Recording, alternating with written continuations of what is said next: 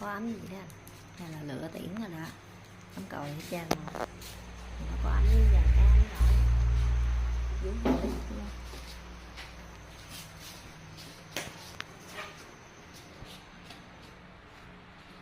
Cái này là tiễn ấm còi hết trơn, còn lon thùng ấm không có còn gì hết trơn rồi. Rớt lại mấy cái ấm nhỏ xíu mini một đống.